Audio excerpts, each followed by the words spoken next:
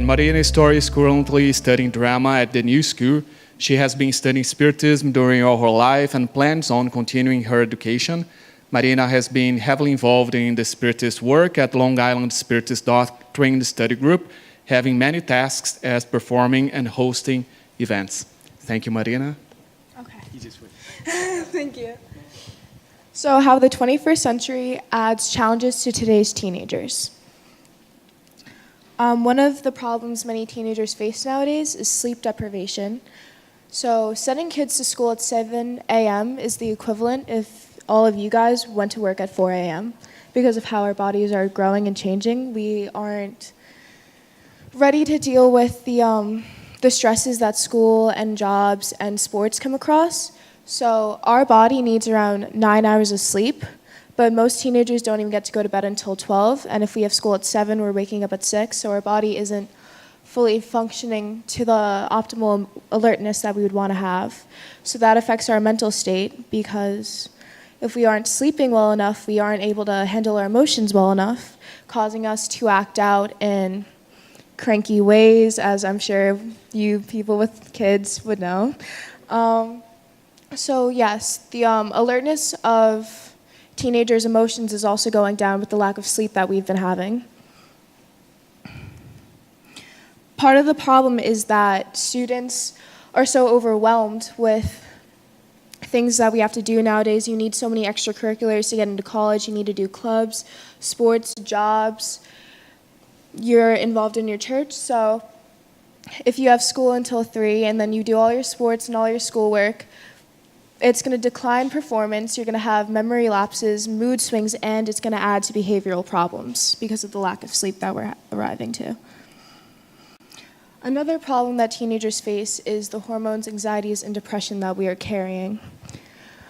Teenage hormones and strong emotions can be stressful for adults in life. However, imagine carrying around that bundle of emotions with you 24/7.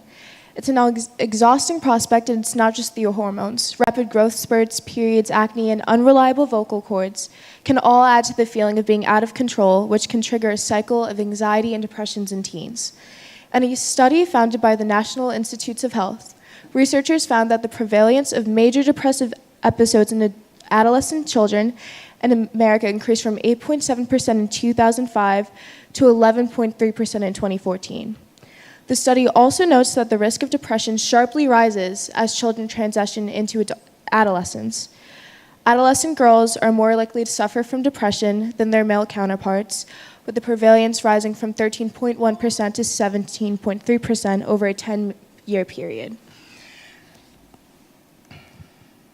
Also, the problem that we have faced now that I've talked to a lot of my peers about, I've talked to my sisters about, even the teachers have a problem with, is that our education system is based off perfection, and perfection is not attainable.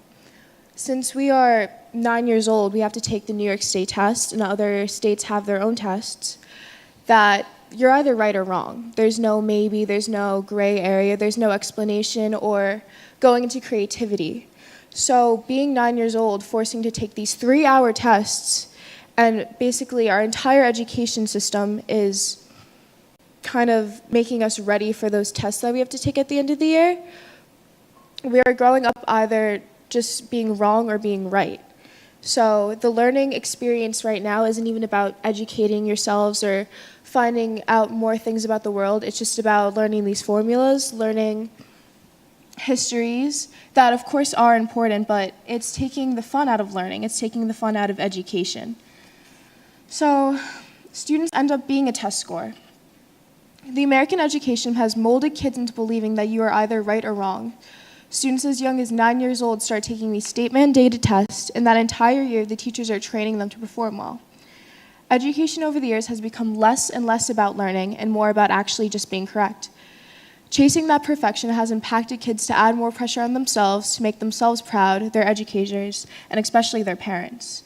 So I go to school for acting, as mentioned earlier, and the problem that my teachers have been saying is that since we are in an institution where it's not really about test scores, it's about performance, that we don't know how to handle not having a straight answer.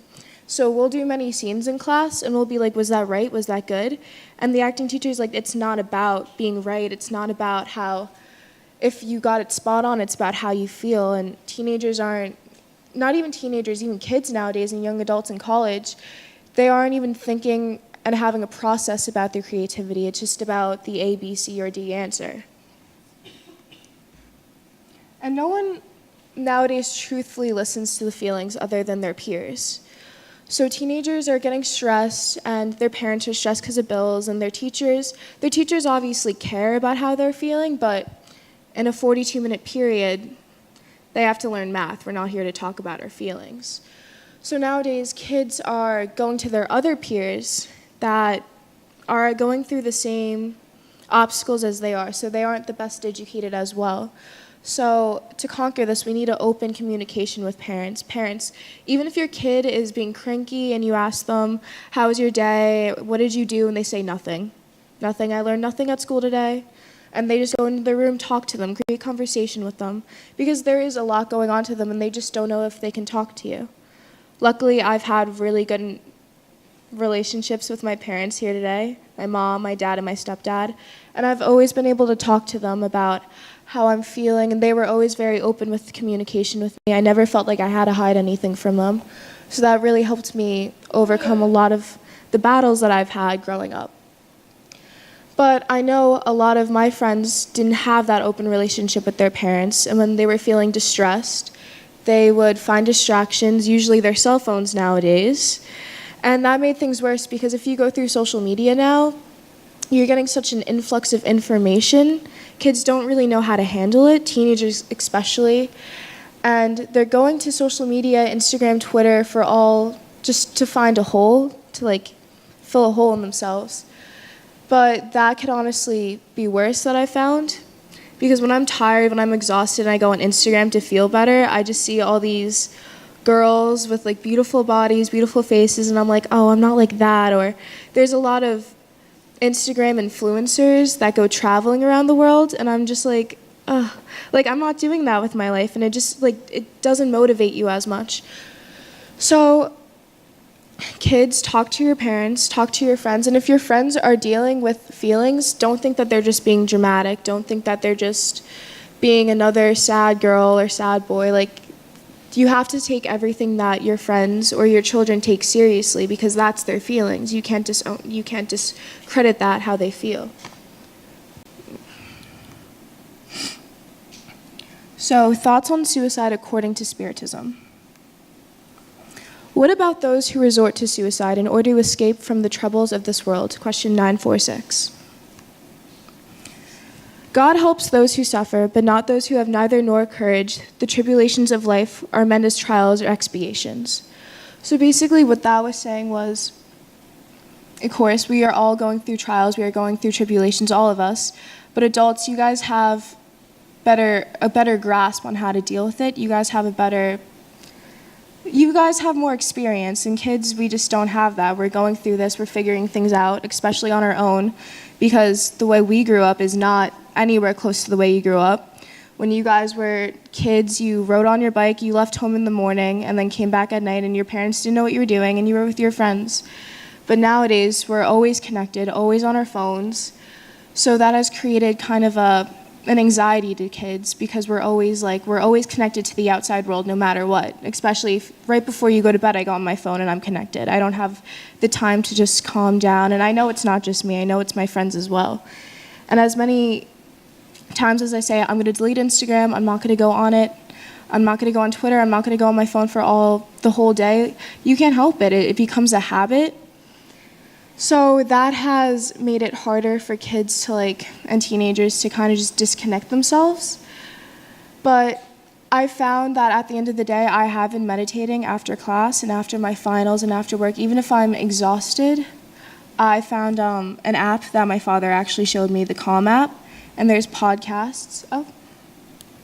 There's podcasts, and I just take that moment, even if you have 5 minutes in the day, just to pray, just to have a conversation with God and just to keep your spirituality in check, because sometimes you forget about him, but he never forgets about you. And I truly feel that after I do the passes with my mom, or I visit my mom on the weekends, and I go to the Spirit Center on Sundays, I just do feel better. I feel lighter.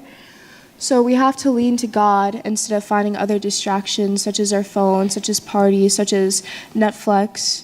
To go through the things that we're going through, we have to find a way to disconnect from the world.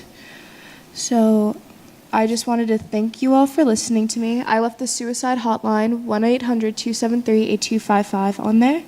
And yes, it's a 24-hour hotline. You could call it at any time.